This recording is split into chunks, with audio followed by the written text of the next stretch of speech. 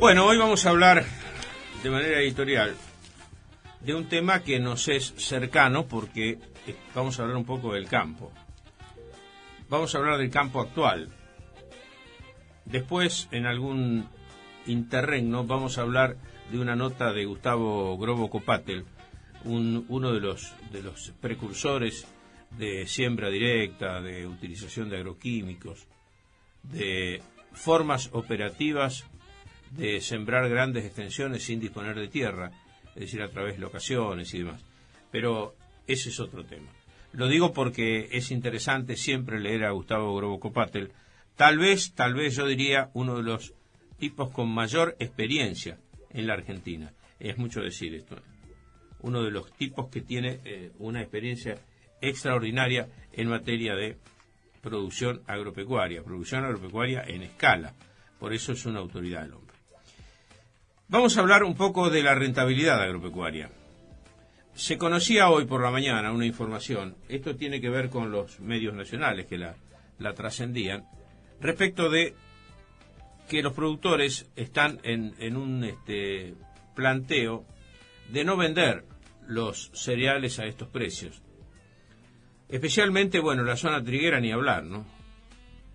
Vamos a reiterar algunos números para que ustedes vean cuál es la situación del productor de trigo en el sudoeste de la provincia de Buenos Aires, donde si avanzamos más de Bahía Blanca hacia Patagones, por ejemplo, que eso es bien sudoeste, o es sur-suroeste, allí las condiciones son exclusivamente para trigo, es decir, allí no se puede hacer otra cosa, salvo la excepción de alguna zona de riego.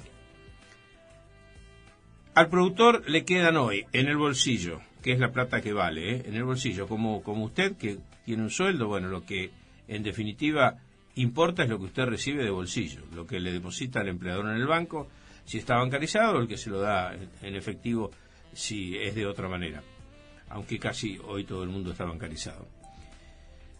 ¿Cuánto le queda por cada 1.000 kilos de trigo? 650 a 700 pesos. 1.000 kilos de trigo. ¿Cuánto cuesta cargar un tanque de nafta de una pick-up? 80 litros. Estamos hablando de gasoil. Y alrededor de 1.000, 1.050 hasta 1.100 pesos. Depende del combustible que use, pero esas son las variantes de gasoil. O sea que estamos hablando de 1.600 kilos de trigo cuando este cereal no tiene calidad industrial. Pero ojo, calidad industrial para ser usado como trigos de corte para panificación son muy pocos. No hay un porcentaje altísimo. Por ahí es el 20%. Y depende en zonas, ¿no? Hay zonas que directamente no producen nada de esto. ¿Por qué? Porque los trigos con aptitud industrial pueden valer 1.000, 1.100 pesos la tonelada.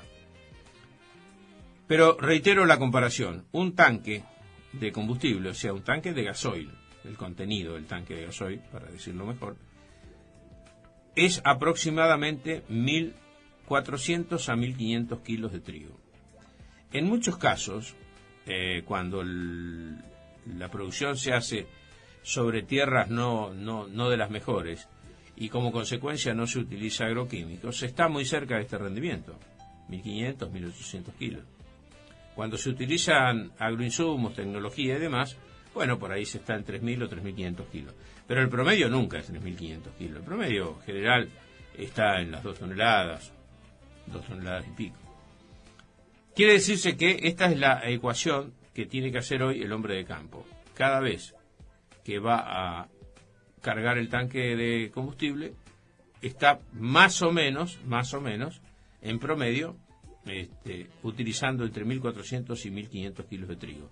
O sea, en buen romance la producción de 1 hectárea o a lo mejor 3/4 de hectárea. Creo que no hace falta ser economista ni hace falta hacer ninguna ecuación compleja.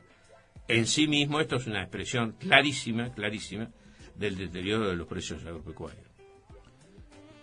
¿Cuál era la noticia que trascendía hoy? Que los productores, ante la eventualidad de por lo menos 2 de los 3 candidatos que han dicho que van a ir disminuyendo, algunos eliminando directamente las que corresponden al trigo y supuestamente también al maíz, y disminuyendo la de soja, que es 35%, y que obviamente la disminución no se puede hacer de inmediato, se hará de manera gradual.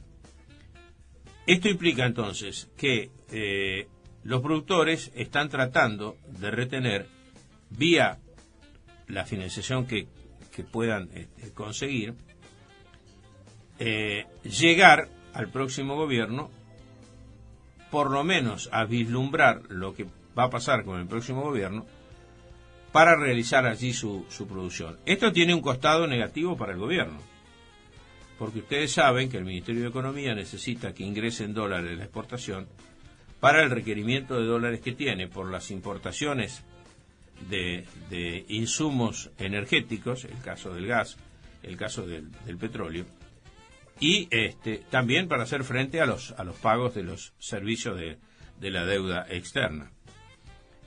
De modo que esto complica al productor agropecuario. En ese sentido, el Banco Nación ha bajado una línea, compleja, difícil de aplicar, pero que en algunos casos se aplica, o en muchos casos, depende de las zonas, donde quien tenga existencia, hay que hacer una declaración de la existencia ante la AFIP, que esto es de reciente aplicación, de un tiempo a esta parte. Cada productor agropecuario tiene que constituir un certificado de depósito y demás, que esto es un informe que queda registrado en la AFIP de sus existencias en el campo. Y las va, por supuesto, como en todo sistema, uno declara una existencia, a medida que se van produciendo las ventas, se van descontando del stock y siempre va quedando, si es que queda, un stock móvil, es decir, el stock parte de una cifra y de ahí se va deduciendo las ventas. El Banco Nación obstaculiza muchísimo los créditos. No así el Bancor, por ejemplo, el Banco de Córdoba, no así el Banco Provincia. Para el efecto vamos a tratar de hablar con el gerente del Banco Provincia hoy. Sabemos que no es horario para hablar con el gerente de banco, pero vamos a tratar de hacerlo para por lo menos tener una información concreta. Tenemos la información extraoficial que el Banco Provincia no ha aplicado ningún tipo de limitaciones. Los bancos privados están tratando de ayornarse con las tasas, porque ustedes saben que las tasas de los bancos oficiales son siempre más bajas que las de los bancos privados. Los bancos privados están tratando de ayornarse a esto y bajar las tasas. El otro elemento de financiación son las tarjetas agro, que cada una de las entidades las llama de una manera distinta, ¿no? Pero en definitiva son tarjetas de crédito que, de acuerdo a la ponderación que se hace de la capacidad de endeudamiento que tiene un individuo o una empresa, le otorgan un cupo, como a cualquiera de nosotros con la tarjeta de crédito. En base a ingresos a uno le dan un cupo. En el caso del sector agropecuario, obviamente, los cupos son mayores porque la evolución es mucho mayor. Así que ahí se está centrando la cosa en una situación difícil que indudablemente repercute en la economía de estas ciudades. Porque si bien es cierto que usted a lo mejor me dice, pero yo no tengo clientes de campo. No los tiene de manera directa, de manera indirecta sí. Porque cuando el campo vende se producen una serie de movilizaciones, la famosa circulación de la moneda, que hace que el transportista cobre por el transporte, el cerealista la comisión, el empleado del cerealista, si el ejercicio económico es mejor, seguramente tendrá un incentivo, en muchos casos existe, hacia sus empleados. De modo que todo esto es un factor coadyuvante para que la economía comience a funcionar, o por lo menos acelere un poco esta quietud que ustedes ven en Pringles en estos días. Digo en Pringles porque vivimos en Pringles. Esto se multiplica a lo largo y a lo ancho del país, como decía Dante Caputo.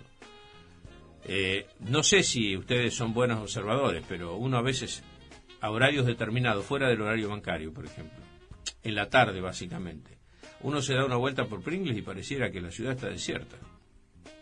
No se ve gente en los comercios, salvo en los de comida, que son muy puntuales, ¿no? Pan la gente tiene que comprar, alimentos la gente tiene que comprar, pero en general, en el resto de los negocios, hay una parálisis muy importante. Ayer hablaba con alguien del sector inmobiliario que está muy preocupado porque local que le devuelven, local que no alquilan, o que les cuesta muchísimo alquilar. esta es la realidad. Mirar para otro lado y pensar en los peces de colores, bueno, podemos hacerlo si queremos. La realidad es esa. Y se supone que de tiempos inmemoriales hasta nuestros días, si queremos ejercer el periodismo, tenemos que espejarnos con lo que pasa en la calle, de la cual no somos responsables. En todo caso, somos transmisores y, en lo posible, traductores también.